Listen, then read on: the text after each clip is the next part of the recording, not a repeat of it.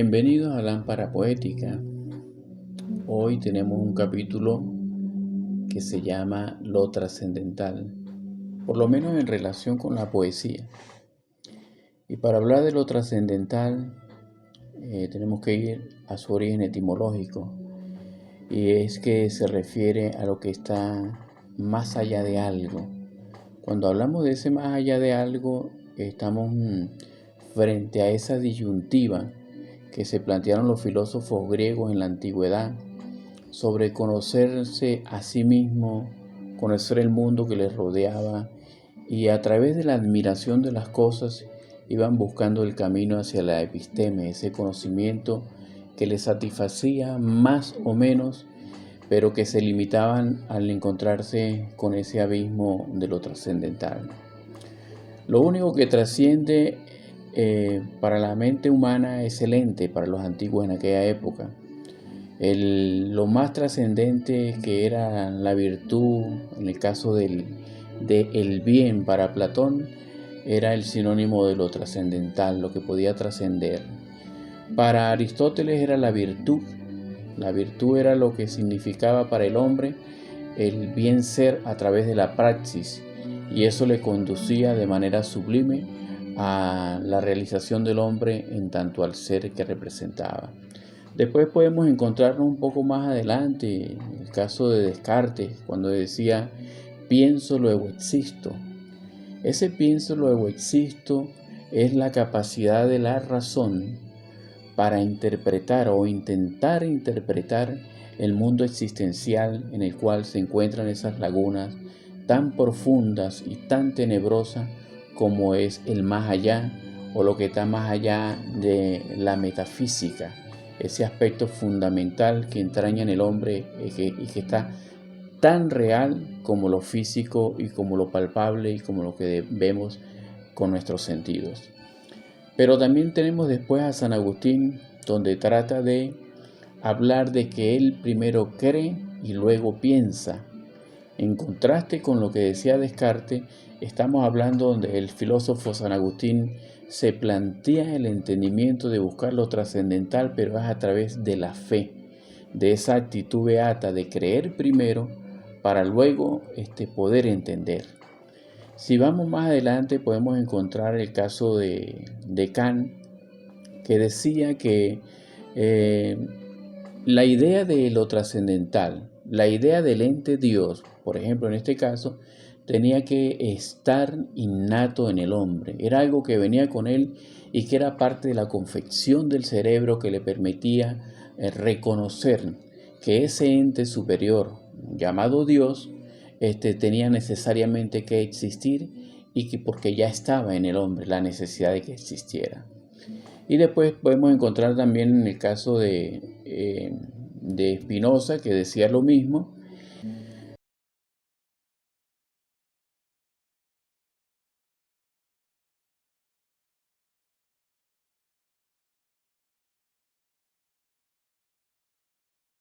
Entonces, bien, ese término de lo trascendente es muy intrincado porque se puede ver a través de la razón, pero dejando espacio para abrir una puerta, que es la que tiene que ver con la fe. La fe es la certeza de lo que se espera, la convicción de algo que no se ve. Y ahí está el hombre, mientras esté en esta tierra, está buscando para satisfacer sus necesidades interiores del porqué de las cosas en lo trascendental. Va a ser su pan hasta el fin de los tiempos. Yo, para finalizar y encontrándome con estas disyuntivas a través de mi vida existencial, llegué a escribir una frase en un libro que dice de la siguiente manera: todas las interpretaciones que el hombre puede hacer de sí mismo, del mundo y del universo están sujetas bajo el silencio de Dios. Lo que es lo mismo, están sometidas bajo la autoridad y el silencio de Dios.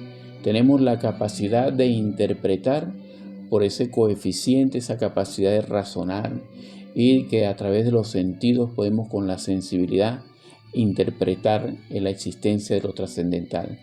pero siempre vamos a tener la limitante y la limitación que solamente se puede comparar a un silencio que Dios tiene y que no nos ha permitido ir más allá de esa frontera.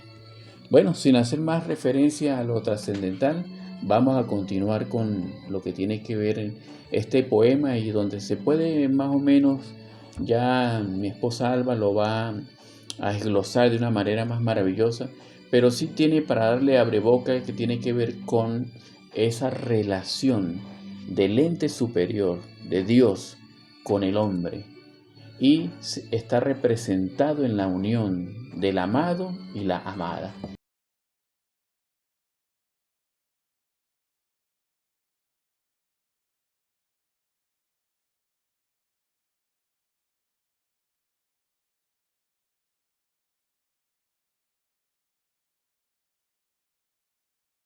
Bueno, continuando con el tema de lo trascendental, sí, vamos a oír este poema hermosísimo. Es poesía hebrea antigua, de Cantares 2 de la Biblia.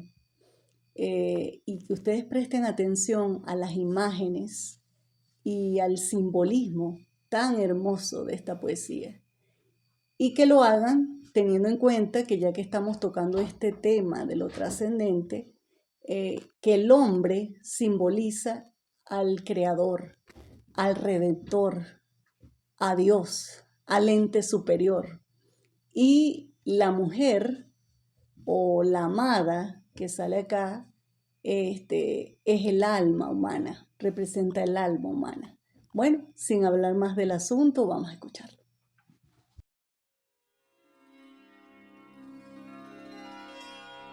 He aquí que tú eres hermosa, amiga mía. He aquí eres bella. Tus ojos son como palomas. He aquí que tú eres hermoso, amado mío, y dulce. Nuestro lecho es de flores. Las vigas de nuestra casa son de cedro y de ciprés, los artesonados. Yo soy la rosa de Sarón y el lirio de los valles. Como el lirio entre los espinos, así es mi amiga entre las doncellas. Como el manzano entre los árboles silvestres, así es mi amado entre los jóvenes. Bajo la sombra del deseado me senté, y su fruto fue dulce a mi paladar. Me llevó a la casa del banquete, y su bandera fue sobre mi amor.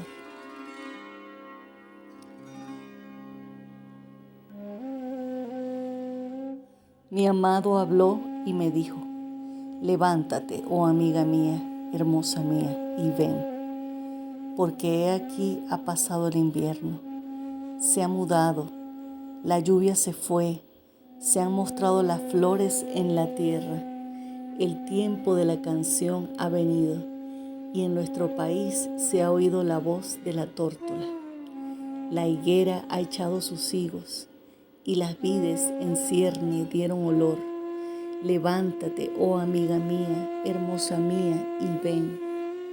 Paloma mía que estás en los agujeros de la peña, en lo escondido de escarpados parajes.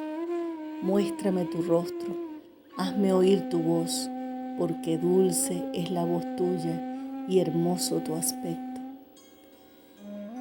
Cazadnos las zorras pequeñas que echan a perder las viñas, porque nuestras viñas están en cierne. Mi amado es mío y yo suya. Él apacienta entre lirios hasta que apunte el día y huyan las sombras.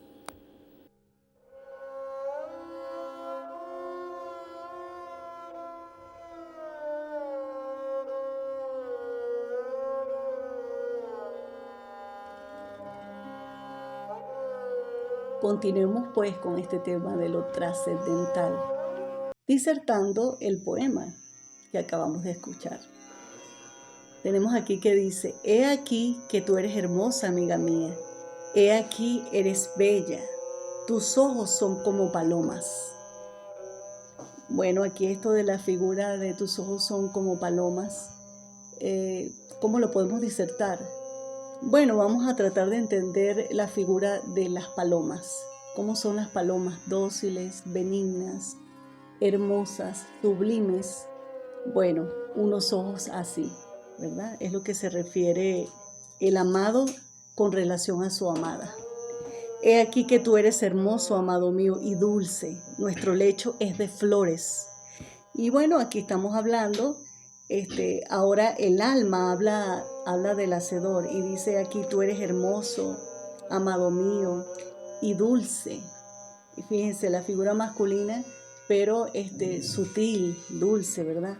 Nuestro lecho es de flores, nuestra intimidad está llena de colores, de fragancias. O sea, es hermosa, está llena de revelación. Las vigas de nuestra casa son de cedro. La estructura se sostiene por las vigas, ¿verdad? Y bueno, aquí las vigas están hechas de un material muy duradero y muy fuerte.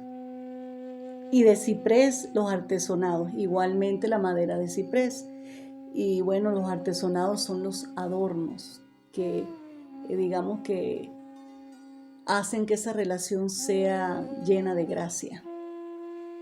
Después continúa aquí y esto sí lo dice el amado, el esposo, el novio. Dice, yo soy la rosa de Sarón. Sabemos que lo que simboliza la rosa de Sarón es la eternidad. Y el lirio de los valles. El lirio de los valles es una flor silvestre, pero hasta hoy día es muy codiciada. Como el lirio entre los espinos, así es mi amiga entre las doncellas. Imagínense eso, un lirio, no importa el color que sea, entre espinos, yo creo que resalta bastante, ¿verdad? Como el manzano entre los árboles silvestres, así es mi amado entre los jóvenes. Un árbol que da fruto y un fruto codiciable como es la manzana, entre muchos otros árboles que puede ser que den sombra, pero no dan fruto. Y imagínense cómo no va a ser deseado o el deseado ese árbol o ese amado. Bajo la sombra del deseado me senté y su fruto fue dulce a mi paladar. Comí de él, ¿verdad? La simbología aquí es muy hermosa porque simboliza la palabra. Nosotros no solamente comemos comida, que es para el cuerpo físico, también comemos palabras, que es para alimentar nuestra mente, nuestro espíritu. Y dice aquí, me llevó a la casa del banquete y su bandera sobre mí fue amor. Toda la experiencia hizo que yo levantara pendón. ¿Y cuál es el pendón que levanto? Todo lo que simboliza amor. Me sentí amada, lo que dice el alma aquí. Y bueno, después aquí el otro extracto dice, mi amado habló y me dijo, levántate, amiga mía, hermosa mía, y ven. Le está diciendo al alma, levántate. Porque aquí ha pasado el invierno, ya pasó la prueba, ya pasó el tiempo difícil. Se ha mudado, la lluvia se fue. Se han mostrado las flores en la tierra. La revelación se ha mostrado en la tierra. La tierra representamos nosotros también. El mismo cuerpo es la tierra, ¿no? Dice así, el tiempo de la canción ha venido. El tiempo de la revelación ha venido. Y en nuestro país se ha oído la voz de la tórtola, la voz de la paz, del gozo, de la benignidad, el fruto del espíritu, porque la tórtola, que es la paloma, simboliza el espíritu de Dios. La higuera ha echado sus higos y las vides en cierne dieron olor, o sea, hay fruto en abundancia. Y las vides en cierne dieron olor es en floración. O sea que viene una gran cosecha. Levántate, oh amiga mía, hermosa mía, y ven, paloma mía, que estás en los agujeros de la peña, en lo escondido de escarpados parajes. Muéstrame tu rostro, hazme oír tu voz. Alma que has estado escondida, que no te demuestras, que no pones en práctica tus dones. Muéstrate. Muéstrame tu rostro, hazme oír tu voz, porque dulce es la voz tuya y hermoso tu aspecto. Cazadnos las zorras pequeñas que echan a perder las viñas. O sea, vamos los dos a cazar y a sacar de nuestra viña que está en cierne, que está en floración, las zorras que las dañan. Las zorras son esos pequeños detalles, muchas veces en las relaciones, en la relación íntima que tenemos con nuestro Creador o el ente superior, o en la relación íntima que tenemos a veces incluso con el esposo, si lo queremos ver de esa manera, que hay que sacarlas de nuestra viña para que no dañen esa cosecha que viene, ¿verdad? Y la cosecha son esos frutos espirituales. Y dice aquí, porque nuestras viñas están en cierne, ya lo dijimos, y más abajo, ya para finalizar, dice, mi amado es mío y yo suya. Él apacienta entre lirios hasta que apunte el día y huyan las sombras. O sea, mientras esté la prueba, mientras esté la creación caída, que todavía no ha sido redimida, en fe sí, pero todavía no. Dice, mientras tanto, mi amado es mío y yo suya. Yo soy de Dios, Él es mío y yo soy de Él. Él apacienta entre lirios, entre revelaciones hermosas, hasta que apunte el día y huyan las sombras. Bueno. Antes, poema y sobre todo esa interpretación que tú le das detallada, diría yo, ¿no?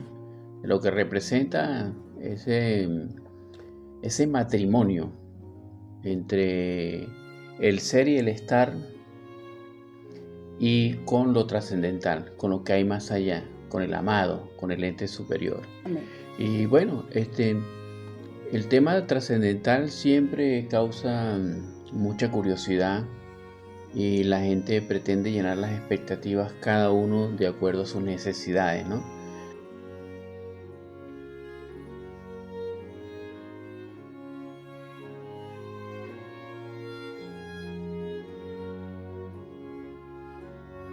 Pero simplemente podemos asomarnos a ellas de una manera sencilla, práctica, porque es un tema de demasiada profundidad. Entonces, ¿qué más que la profundidad? El poeta lo interpreta de una manera poética. Todos esos temas, la muerte, la vida, lo trascendental, el más allá, el asidero que tiene esa revelación, las toman los poetas, las tomamos los poetas. Y entonces, aquí, por ejemplo, en este poema, que creo que se resumen muchos aspectos de precisamente esa búsqueda, ese sentido, ese cómo soy ante la interpretación del mundo existencial del hombre y lo trascendental. Y bueno, vamos sin muchas explicaciones a decir, dice así el poema. Hoy me he levantado filosófico, buscando el ser del ente en mí para este día, buscando en él ese atisbo de luminosidad que despierte como de un zarpazo la provisión mesiánica que clama en mi espíritu. Igualmente, como todos los días de mi existencia, tiene el mismo sello, con el mismo deseo de justificarme, como se ha justificado el mundo, como se justifica el gorrión en mi ventana, como se justifican los primeros dientes de leche del niño, la última lágrima, el pezón adolorido, acomodarme en el lugar destinado para mí, como se acomoda el ala del águila en alto vuelo, como se acomoda el nido, como se toma la presa, como se despide el viento. Cada día estoy atrapado en un mar de azares, buscando comprender la totalidad de las posibilidades y su propia finitud. Ese ser ahí me alimenta, un ser ahí que se sostiene a pesar de lo inacible, a pesar de la pena, la angustia y la desesperanza. Justificado como se justifican los delfines veloces en el mar azul, como el estirón de la garza, como la abeja sedienta, como la gracia y la risa, como la vida y la muerte. Se justifica mi ser como el develamiento, la revelación.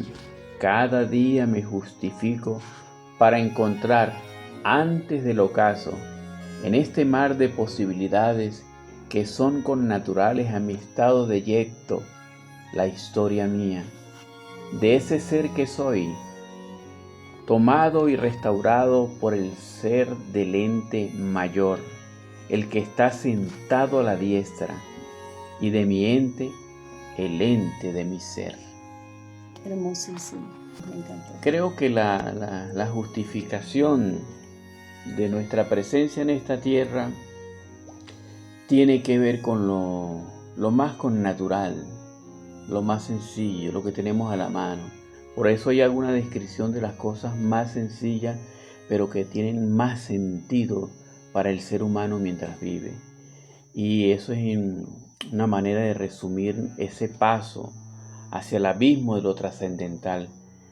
Cada quien interpreta a su manera y toma su estado de yecto de la concepción. La nuestra es esperanzadora y restauradora, justificadora y redentora. Amén. La de los demás pues tienen el libre albedrío. Así es. No, está hermoso ese poema, Gustavo. Pues yo me doy cuenta que tú has nombrado, ¿verdad?, a filósofos griegos, porque es el origen, ¿no? Para los occidentales, Claro. Todo comienza ahí. Aunque ya hemos dicho muchas veces que la historia va en espiral, hasta donde sabemos de la historia, ¿verdad? Digamos que el origen de todo esto de la filosofía, del pensar, es de los griegos. Pero quizás hayan otros puntos de vista, porque los orientales quizás cuentan su historia de otra manera. Sin embargo, se mostraron muy interesados en los griegos. Cuando hubo este fenómeno que ocurrió en España, de los moros, ellos se vieron muy interesados en todo lo que era la filosofía griega. Sí. Pero entonces yo quiero venirme más acá, ¿verdad? Siglo XVI y XVII, y nombrar algunos exponentes del existencialismo. Pero no solo eso, son algunos exponentes que de verdad, por lo menos yo sé que nosotros, los dos, nos sentimos muy identificados con ellos, porque eran exponentes, eran poetas, primeramente, pero también eran filósofos. Ajá. Y también eran teólogos, de alguna manera, ¿no?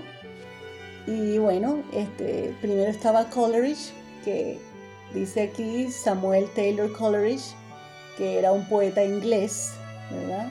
Era también crítico literario, filósofo y teólogo, quien con sus amigos William Wordsworth, que lo hemos mencionado antes también, fue el fundador del movimiento romántico en Inglaterra, ¿verdad? Y bueno, dice aquí también que él nació en 1772, ¿verdad?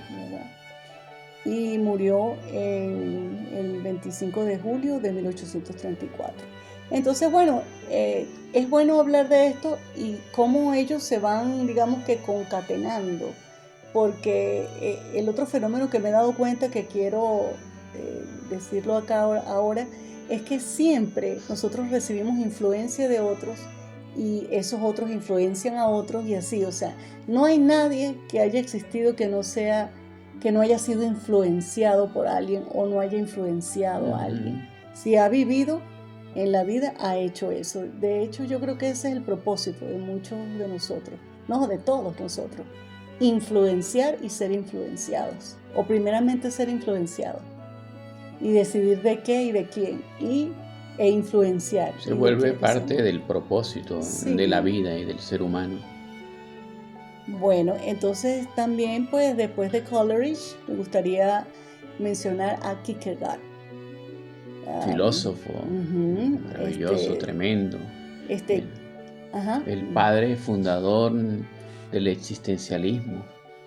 Exactamente, dice que fue un teólogo danés, filósofo, poeta, crítico social y bueno, y religioso, dice acá, pero bueno, podemos decir que de alguna manera teólogo. Y bueno, él sí nació en 1813 en Copenhague, Dinamarca. Y bueno, murió en 1855. Y bueno, Kierkegaard, él influenció mucho en la vida de Miguel de Unamuno, que es el que quería mencionar más que todo hoy para leer un poema de él. Él nació en 1864 y es un personaje muy interesante en el aspecto consideraba a Kierkegaard como un hermano, no porque lo haya conocido, sino en las letras. O sea, al conocer sus letras, pues lo consideraba como alguien muy afín a él. Así es. Por eso mismo, porque se identificaba de que él era también filósofo, Miguel de Unamuno era filósofo, también era creyente, pero no era ortodoxo en ninguna de sus prácticas Claro. habituales. Y sus prácticas habituales, pues tengo que aclarar que una era de creer en la eternidad. Aunque a veces parecía que se contradecía en sus poemas, era un hombre creyente y creía en la eternidad. Me pareció muy interesante saber que él creía que tener esa idea de la eternidad era buena para el hombre, para que el hombre tuviera un propósito Claro. y una esperanza, como hemos hablado acá, ¿no? Sí. Y pues lo que puedo decir de él también es que también fue decano de la universidad allá en Salamanca, en España, por muchísimos años, más de una década, ¿no? Y bueno, es muy importante decir eso, que los tres que mencioné ahora, en este momento, que ninguno de los tres era ortodoxo en su creencia religiosa, pero no religiosa como institucional, sino religiosa en el aspecto de esa relación con Dios, ¿no? Sí, precisamente por ese elemento filosófico. Concebían la vida, el existencialismo y también los aspectos de la fe, pero desde un punto de vista penetrante filosófico, fundamentalmente. Entonces, el filósofo tiene la particularidad de que como estudia y analiza los fenómenos, entonces la religión es un fenómeno para ellos. Pero ellos no se hacen portadores, por eso es que un filósofo difícilmente se hace ortodoxo o practicante de una específica religión, porque él ve un poco más por arriba, ¿ve? Entonces esa condición le impide tener una relación de adepto sin límite, no. Siempre recibe la concepción, la tiene perennemente en su corazón, pero desde el punto de vista filosófico. Vive la gracia. Exacto, vive mejor la vive gracia de Dios. Pero también quería mencionar que él era socialista, ¿no? Se dice, pero otra vez volvemos a la misma manera como veía la religión, ¿no? Él no veía la política como la ven la mayoría, que son adeptos, ¿no? Se vuelven adeptos de algo que a veces ni siquiera entienden bien. Exacto. No, sino que él era socialista, pero a la vez era crítico del socialismo de su tiempo. Y no aceptaba así a ciegas de, un ejemplo, el materialismo que proponía Marx en su teoría socialista. Él no aceptaba eso. O sea que tampoco era ortodoxo en cuestiones políticas. Él veía más o practicaba más el socialismo como ser un filántropo, ¿no? O hacer las cosas bien. Entonces hay que tener mucho cuidado con esos términos porque a veces no definen cómo lo entendía una persona o cómo lo vivió una persona. Y sobre todo en ese tiempo son muy susceptibles. Sí. Porque, bueno, ya sabemos todo lo que causa eso, ¿no? Entonces hay que tener mucho cuidado a la hora de nombrarlo siquiera. Pero aquí lo estamos nombrando desde el punto de vista, como tú dices, de filántropo. El socialista filántropo, el que verdaderamente siente para hacer la práctica del bien. No, en ninguna manera estoy promocionando de ser nada de Por eso. si acaso alguna susceptibilidad. Es más, también cuando uno es un pensador, uno va más allá de las ideas, de las simples ideas de lo que alguien pueda tener el socialismo. Además que hay que tomar en cuenta que el socialismo que él veía o entendía, primero no era el mismo que entendía al mismo tiempo en el que vivía, y tampoco es el mismo que estamos quizás viendo en este tiempo. O sea, es algo totalmente distinto. Y sí, perdón el que tenga susceptibilidades porque no estamos hablando de política. No, en ningún momento. Bueno, entonces ahora, ¿verdad? Me gustaría leer el poema de Unamuno que tengo por acá.